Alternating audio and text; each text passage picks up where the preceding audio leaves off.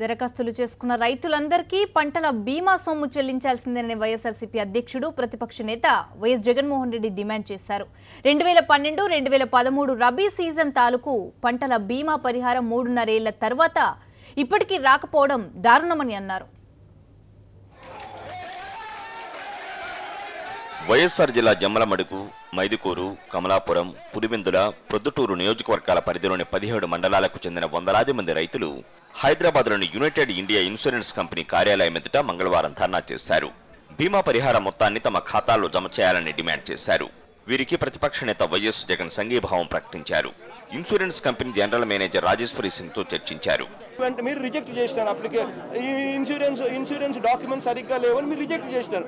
అదే మాదిరిగా అప్పుడు 2012కు సంబంధించి మీరు చేయకపోవడం, అది మీ డిపార్ట్మెంట్ పరంగా మీకు మీ కింద వాళ్లకు మీకు మధ్య ఉన్న పరిస్థితిని రైతుల మీద రుద్దడం ధర్మం కాదు.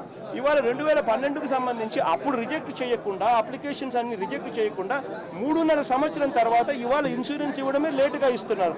ఇచ్చే ఇన్సూరెన్స్ కూడా మీరు ఇవాళ అది లేదు ఇది లేదు అని చెప్పి ఇవాళ చెప్పడం ధర్మమే కానే కాదు.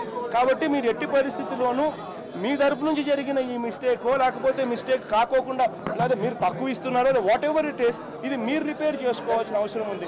అసెంబ్లీలో కూడా దీని మీద మేము మాట్లాడాం, అసెంబ్లీలో కూడా మేము గట్టిగా కాబట్టి ఖచ్చితంగా మీరు గట్టిగా అసెంబ్లీని కూడా మేము అదే పని విడిచిపెట్టి మీ దగ్గరికి వస్తున్నామనంటే మా బాధ అర్థం చేసుకోమని చెప్పి కోరుతా ఉన్నాం.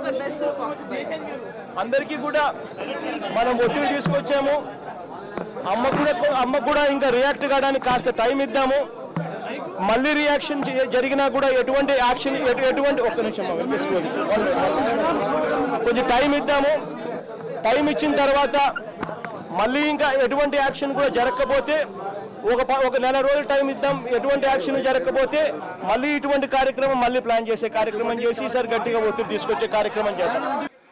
55,000 మంది రైతులు పరిహారం కోసం దరఖాస్తులు చేసుకుంటే అందులో 29,000 మందికి మాత్రమే వర్తింపచేయడం బాధాకరమని చెప్పారు. మిగతా వారికి బీమా పరిహారం ఇవ్వకపోవడం అన్యాయమన్నారు.